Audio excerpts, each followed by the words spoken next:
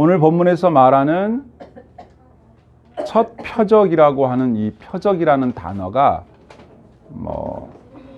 타겟, 화살을 쏠 때 표적이 된다 그런 뜻이 아니고 사인이란 뜻입니다.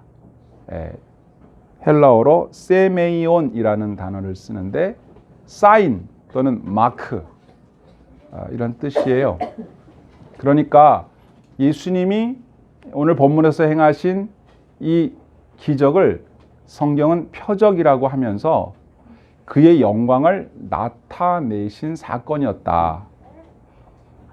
그런데 그 영광을 나타내는 사인으로 오늘 본문에 나타난 이 맹물이 포도주가 되는 이 기적을 처음으로 갈릴리 가나에서 행하셨다. 예수님의 어떤 부분, 어떤 모습이 그의 영광이 나타나도록 했는가 본문에서 두 가지를 살펴보려고 해요. 예수님의 행하시는 표적들은 그 기적, 그 이적들을 통해서 뭔가를 꼭 말씀하시려고 하는 그 부분이 있거든요. 오늘 본문은 단순한 물을 포도주로 만드신 놀라운 사건 그 정도가 아니라 이 사건을 통해서 뭔가를 우리에게 가르쳐 주려고 하는 사인이 있다는 거죠. 사인. 그걸 찾아야 되거든요. 첫 번째는 예수님이 누구냐 하는 부분인데 예수님이 누구시다. 예수님 도대체 누굴까? 예수님이 지금 결혼식에 제자와 또 어머니와 함께 있어요. 여기 참석해 계신데 예수님이 거기에서 포도주를 신경 써야 할 그럴 입장은 사실은 아니거든요. 게다가 예수님의 어머니가 포도주가 떨어졌다는 사실을 알고 예수님에게 이 얘기를 합니다. 포도주가 없대. 예수님이 저하고 무슨 상관입니까? 여러분 사실이 그렇잖아요. 결혼식장에 포도주가 없는 거하고 예수님하고 무슨 상관이에요? 상관이 없는 일이니까 상관이 저랑 없는 일입니다, 어머니. 여기서 여자여 그런 걸 요즘으로 말하면 그냥 어머니 그렇게 생각하시면 돼요. 무슨 어머니한테 여자여 그랬다고 해서 그 말이 이상한 건 아닙니다. 그리고 신약에서 또 어지간한 사람에게는 다 주여라고 부르고요. 우리가 요즘에 선생님, 사장님 그러듯이 요즘 뭐라고 하면 바꾸면 좋을까요? 사모님, 잘 모르는 여성분들한테는 여사님 이렇게 그냥 하잖아요. 잘 모르니까. 절대 낮춰 부른 말은 아니거든요. 그러니까 어머니가 아들 예수에게 포도주가 없다고 말한 것은 사실 아들에게 말한 것이 아니죠. 예수님은 동정녀 마리아를 통해서 태어나실 때 주변 사람들에게서 많은 오해가 있었지만 누구보다도 마리아 자신은 자신이 낳은 예수님이 보통 분이 아니라는 걸 잘 알아요. 꼬마 때부터 쭉 지켜봤죠. 육신적으로는 엄마지만 예수님이 보통 분이 아니라는 걸 알기 때문에 예수님에게 그 얘기를 한 거예요. 그러면 상관이 생기죠. 예수님이 그냥 마리아의 아들일 정도라면 내가 이 결혼식에 포도주 없는 걸 날더러 얘기하시면 저보고 어떡하라는 거예요. 그건 저 혼주에다가 얘기를 하셔야죠. 그런데 예수님에게 어머니가 얘기할 때는 상관이 생기는 겁니다. 다른 사람은 얘기를 못했을 거예요. 모르니까. 그래서 예수님이 그 이야기를 듣고 제 때가 아직 이르지 않았습니다. 그렇게 대답을 합니다. 그러니까 아직 이런 이적을 베풀고 또 내가 이 사역을 통해서 나의 영광을 나타낼 만한 때가 아직 안 됐습니다. 그렇지만 어머니가 그렇게 얘기하시니까 그런 청을 받아들일 수밖에 없는 상황이 된 거죠. 근데 마리아는 벌써 그걸 알아요. 그래서 하인들에게 말하죠. 예수가 뭐라고 하든 시키는 대로 해라. 어떻게 할지는 모르지만 포도주가 없는 이 문제를 예수는 분명히 해결할 거라고 어머니는 확고하게 믿은 거예요. 또 하인들은 또 얘기하시니까 하인들은 사실 주인이 명하면 그냥 합니다. 순종이 그들의 덕목이기 때문에 그냥 하죠. 그래서 예수님이 뭐라고 하셨어요? 이 항아리에다 물을 좀 채워라. 근데 거기에 정결 예식에 쓰는 돌 항아리가 있었다. 여러분 이 항아리 크기가 어느 정도 됐을까요? 성경에 나오죠. 두세 통 드는 항아리다 그랬어요. 하나에 두세 통 물이 들어가요. 근데 여기서 통에 그 통이 뭐냐면 메트레타스라는 헬라어인데 약 40리터에 해당되는 항아리를 메테리타스라고 해요. 그러니까 40리터면 여러분 작지 않아요. 한 이만하죠. 이만한 게 두 통 내지 세 통이 들어가는 정도의 큰 통이면 엄청 크죠. 이만한 거예요. 우리 여러분 이만한 항아리 알죠? 사람 정도 크기 되는 항아리. 그게 6개가 있어요. 그러니까 이 가나 혼인잔치는 꽤 규모가 큰 혼인잔치고 좀 사는 집이야. 예.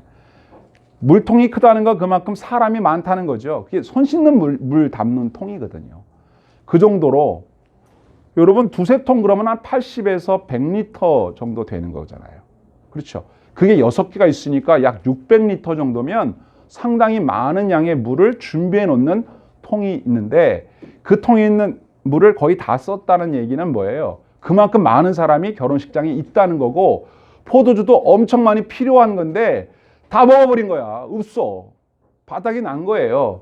그래서 포도주 항아리에 포도주가 얼마나 남아있는지 뭐 이제 한 잔 남았는지 뭐 10잔 남았는지 모르겠지만 예수님께서는 포도주 항아리에 물을 채워라 뭐 포도를 갖다 넣어라 그런 얘기 안 하시고 그 항아리에 물을 가득 채우라고 하신 거예요.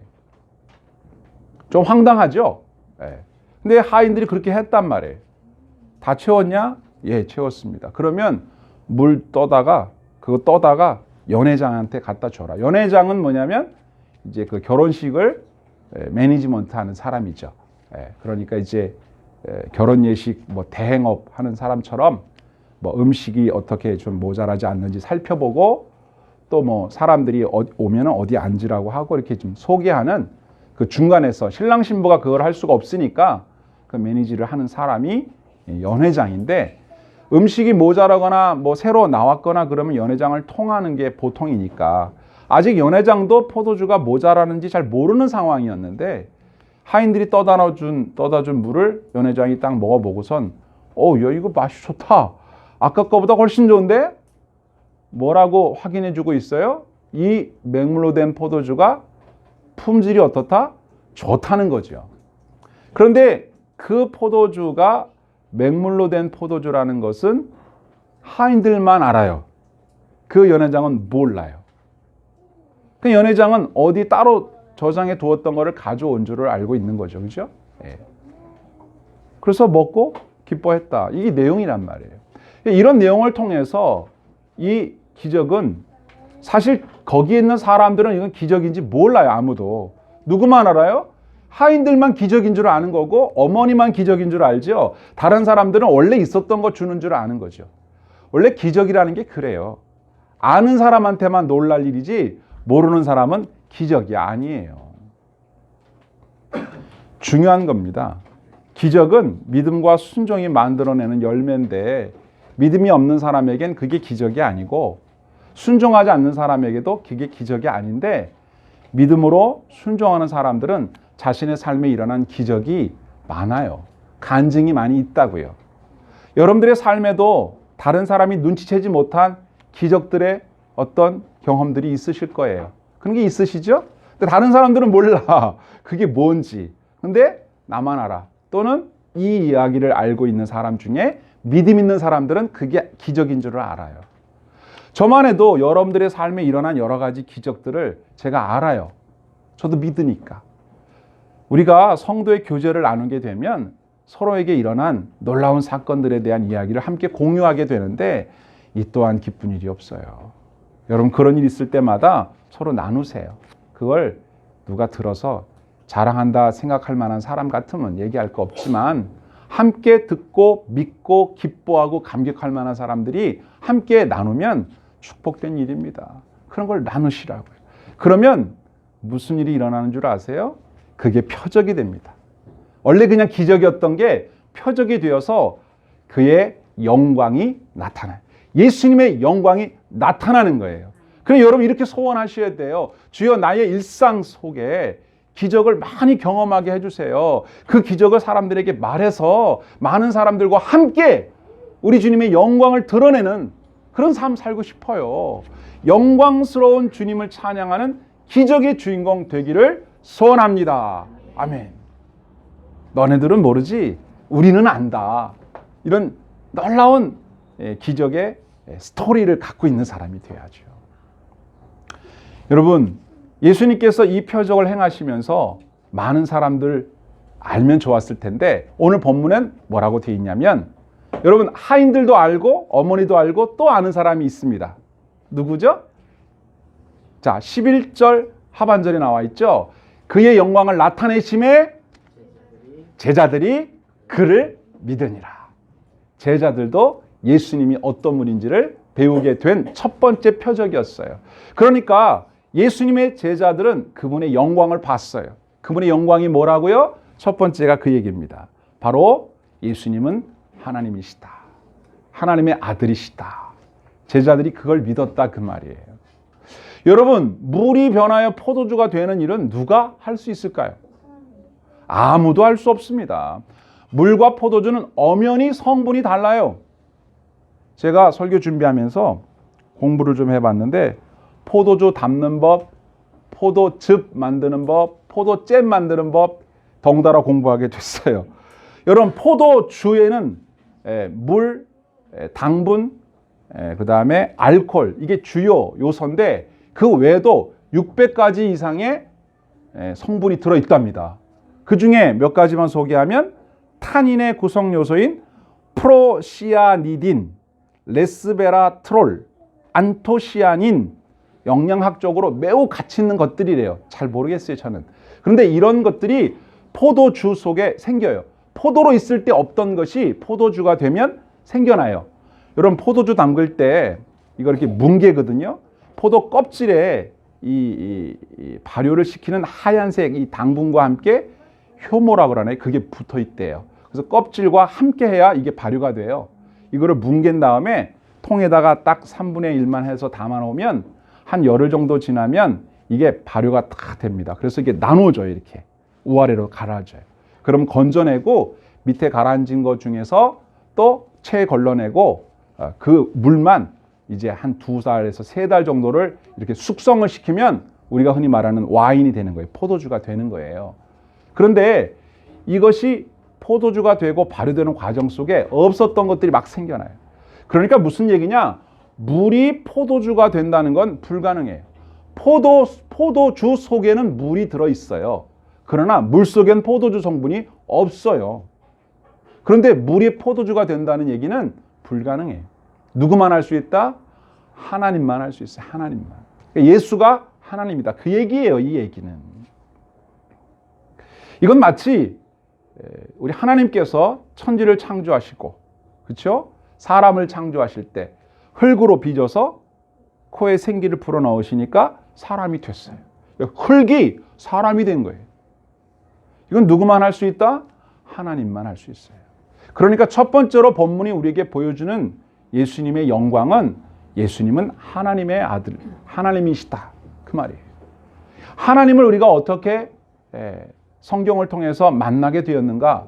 그 하나님의 아들을 우리가 어떻게 성경에서 만나게 되었는가? 예수님이 갈릴리 가나에서 물을 포도주로 만드는 이 기적을 통해서 우리에게 처음으로 보여준 겁니다. 예수님은 하나님이시다. 이런 능력을 가지고 계신다. 자, 그렇다면 물을 포도주로 만들 수 있는 분은 또 어떤 일을 하실 수가 있을까요? 그것이 바로 오늘의 핵심 주제입니다. 여러분 상상해 보세요. 물을 포도주로 만들 수 있는 분이라고 한다면 사람도 변화시킬 수 있겠죠. 예수님이야말로 사람을 다른 사람으로 만들 수 있어요. 여러분 예수님 외에는 사람을 못 바꿔요. 경험적으로도 그래요. 여러분 옛말이지만 사람 안 변한다. 머리 검은 짐승 거두는 거 아니다. 사람 고쳐 쓰는 거 아니다. 이런 말들이 괜히 있는 게 아니고요. 성경에도 여러분 보시면 잠언에 26장 11절에 이런 말씀이 나와요. 개가 그 토한 것을 도로 먹는 것 같이 미련한 자는 그 미련한 것을 거듭 행하느니라. 아멘. 개가 토한 걸 또 먹어요. 돼지가 더러운 곳으로 또 가요. 그런 것처럼 사람은 결심하고 새 마음을 먹었다가도 옛날로 또 다시 돌아가요. 이게 좀 가라앉아가지고 깨끗한 물인 줄 알았더니 한번 휘 저으면 밑에 더러운 게 다 올라온다고요. 안 돼요. 사람은 바뀌지 않아요. 또 예레미야 17장에 있는 말씀을 보면 9절에 만물보다 거짓되고 심히 부패한 것은 마음이라 누가 능히 이를 알리오마는. 누가 알겠어요? 사람이 얼마나 그 마음이 거짓되고 부패했는지. 사람은 믿을 게 못 되고 변화했다 하더라도 다시 옛날로 돌아갑니다. 개인적으로도 그렇고 여러분들의 경험도 그럴 거예요. 그런데 놀라운 변화를 맛본 사람들이 있습니다. 어떤 사람들일까요?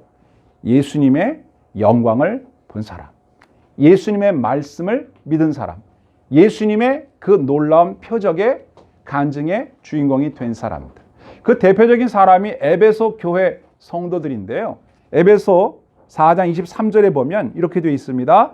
오직 너희의 심령이 어떻게 돼요? 새롭게 되어 하나님을 따라 의와 진리의 거룩함으로 지으심을 받은 새 사람을 입으라. 새 사람. 그런데 이 수준이 어떤 수준이에요? 하나님을 따라 의와 진리의 거룩함으로 지으심. 아까 그랬잖아요. 나를 빚어주셔서 새 날을 열어달라. 나를 지으시는 거예요. 새 창조를 하시는 거예요. 나를 완전히 바꾸시는 거예요. 새롭게 하시는 거예요. 누가? 우리 주 예수님이 저와 여러분들을 그렇게 하실 수 있습니다. 예수님이 물을 포도주로 만드신 분이라는 걸 믿을 수 있다면 저와 여러분도 완전히 새로운 사람으로 만들 수 있음도 믿을 수 있습니다. 이건 믿음의 문제예요. 여러분 자신에 대하여 소망을 잃지 마시기 바랍니다. 여러분들은 분명히 변화될 수 있어요. 달라질 수 있어요. 많은 사람들이 안 돼. 쟤는 구제불능이야. 그렇게 말해도 우리 예수님은 할 수 있습니다. 맞아요. 구제불능 맞아요. 안 돼요. 어떤 방법으로도 그 누구도 못 바꿔요. 변화시키지 못해요. 오직 예수님만이 우리를 새 사람 만들 수 있습니다. 바로 이 갈릴리 가나에서 행하신 표적은 예수님이 바로 그런 분이라는 걸 우리에게 보여주는 표적이다. 그런 말씀입니다. 다른 사람에 대해서도 여러분 소망을 가질 수 있어요. 아유, 내가 그 사람 생각하면 아유, 내가 답답해. 그 답이 없어. 노답이야, 노답. 그 사람은 희망이 없어. 이렇게 생각할 만한 사람에게도 소망을 가질 수 있는 근거가 되는 말씀이 바로 오늘의 말씀이에요. 예수님이 그를 만나주시고 그가 예수님 말씀에 순종하기 원한다면 여러분이 지금 떠올리는 그 사람 변화될 수 있는 줄 믿습니다. 달라질 수 있다고요. 여러분 자신에게도 여러분이 알고 있는 그 사람에게도 이것이야말로 우리의 인생의 최고의 기쁜 소식이 아닐 수 없어요. 달라질 수 있다. 달라지고 싶다. 근데 안 된다.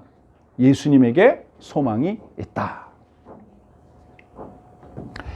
손을 씻는 물을 담아놓던 그 항아리에 담은 물이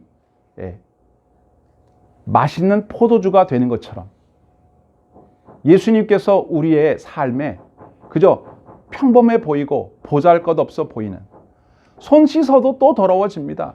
여러분 아무리 손을 깨끗이 씻어도 마음은 못 씻어요. 어떤 비누나 어떤 화학약품을 써도 사람의 마음속에 있는 이 더러움을 씻을 수가 없는 거예요. 그것은 오직 우리 주님밖에 씻어낼 수밖에 없어요. 우리 주님의 보혈의 공로만이 우리를 깨끗하게 할 수 있다는 것을 우리에게 보여주고 있는 말씀이 되는 겁니다. 우리가 주님께 의지하기만 한다면 주님 우리를 새롭게 하십니다. 그래서 고린도후서 5장 17절에서는 이렇게 말씀하고 있어요. 그런 정도든지 그리스도 안에 있으면 새로운 피조물이라. 이전 것은 지나갔으니 보라 새 것이 되었도다. 아멘. 우리가 예수님을 믿는데도 새 피조물이 되지 못하고 새로운 사람이 되지 못했다라고 하는 것은 아직도 항아리에 물이 다 차지 않았거나 항아리에 있는 물을 떠다 주지 않았거나 그것을 믿지 않았거나 우리가 예수를 믿고 교회를 다닌다 해도 우리가 주님을 의지하여 그분을 소망하고 그분의 말씀에 순종하려 하지 않는다면 우리는 옛사람으로 그냥 남아있는 거예요. 오직 그분만이 우리를 바꿀 수 있는데 그분에게 의지하지 아니하고 내 힘으로 뭘 새롭게 해보려고 한다면 계속 실패만 거듭하게 될 것입니다. 주님을 의지할 수 있게 되기를 바랍니다. 그분이 여러분과 저를 바꾸실 수 있어요. 히브리서 12장 4절에 보면 이렇게 말씀하십니다. 잘 보세요. 너희가 죄와 싸우되 아직 피 흘리기까지는 대항하지 아니하고 또 아들들에게 권하는 것 같이 너희에게 권면하신 말씀을 잊었도다. 일러스되 내 아들아 주의 징계하심을 경히 여기지 말며 그에게 꾸지람을 받을 때 낙심하지 말라. 주께서 그 사랑하시는 자를 징계하시고 그가 받아들이시는 아들마다 채찍질 하심이라 하였느니라. 아멘. 여러분 왜 징계를 합니까? 왜 채찍질을 해요? 잘못됐으니까. 그러면 또 묻습니다. 왜 잘못된 사람에게 채찍질을 합니까? 고치려고. 왜 고치려고 합니까? 고칠 수 있으니까. 여러분 이 말씀을 마음속에 다시 한번 새기시기를 축원합니다.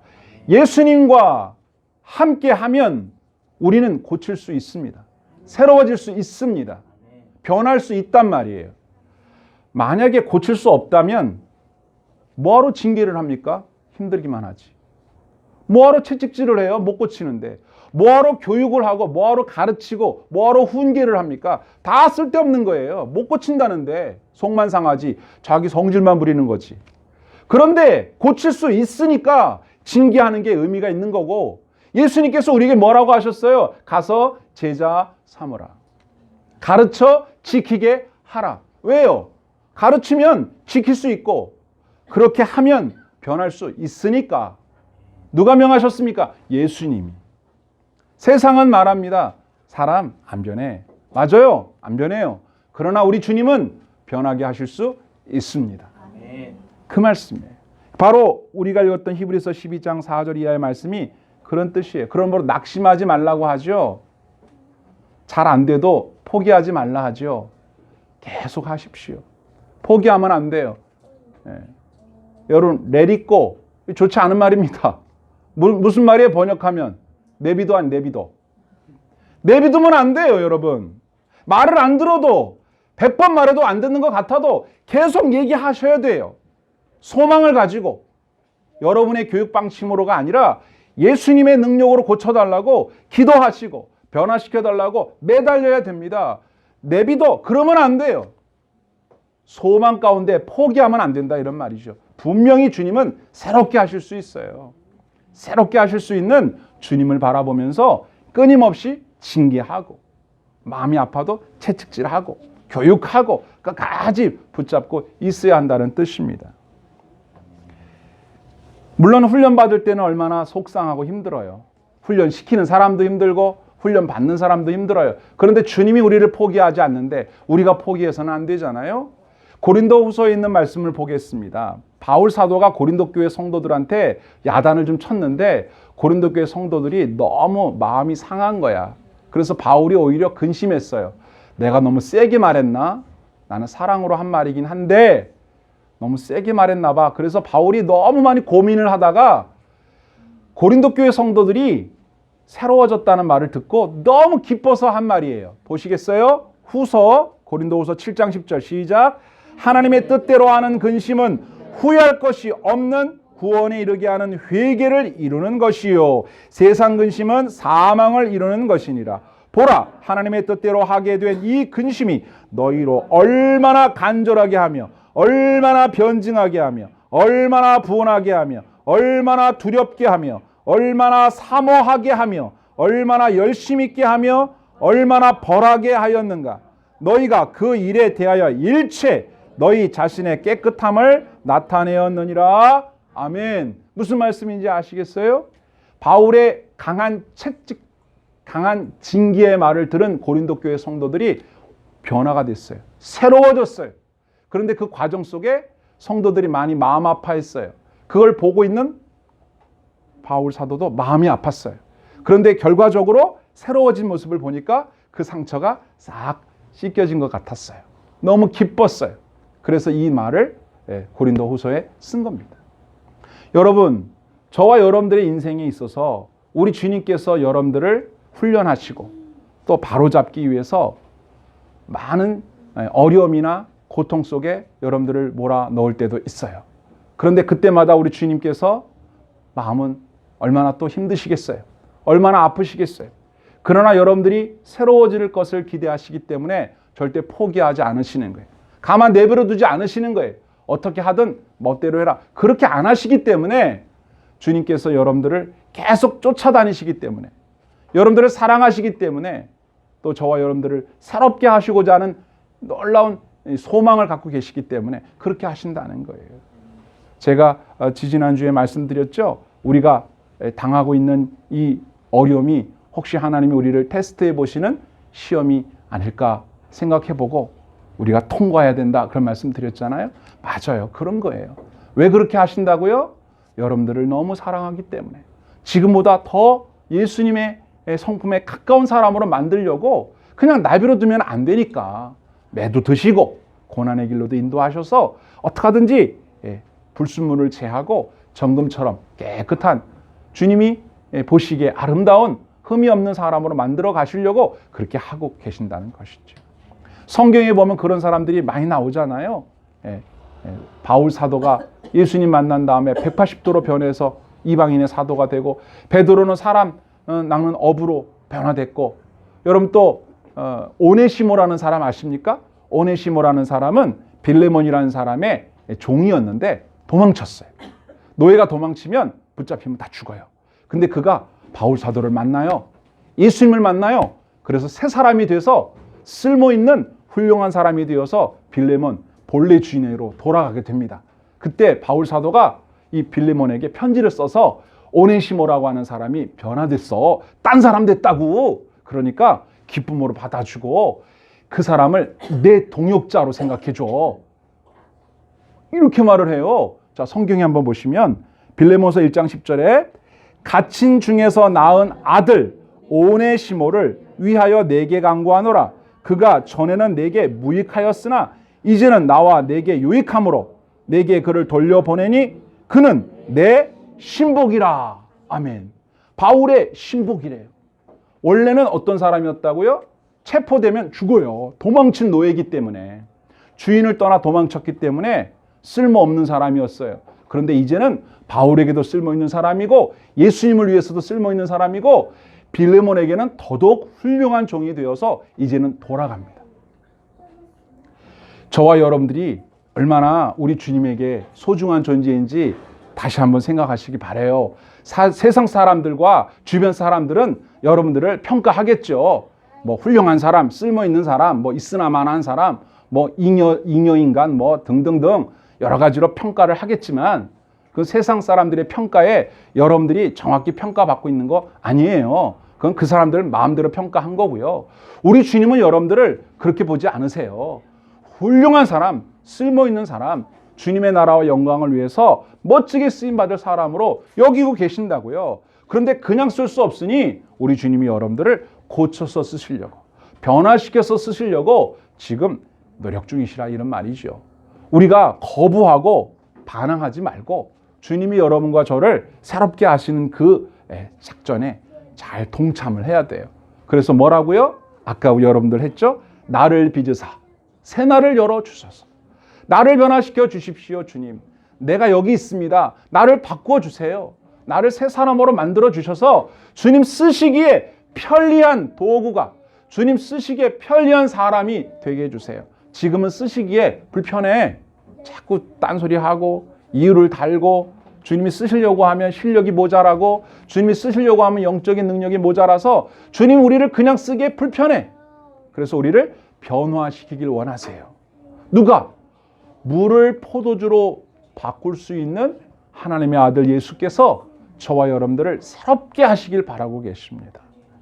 저와 여러분 새 마음을 가지시고 이제 새 달 10월이 시작됐는데 주님께서 이 가을에 저와 여러분들을 변화시켜 가시는 이 프로그램에 기꺼이 동참하셔서 주여, 제가 여기 있습니다. 저를 멋진 사람으로, 보다 나은 사람으로 바꿔주시고 주님이 쓰시기에 편리한 그런 일꾼 삼아 주시옵소서. 기도하심으로 성숙해가는 이 가을처럼 성숙한 신자로 더 발전해가는 귀한 날 맞이하실 수 있기를 주의 이름으로 축복합니다. 아멘.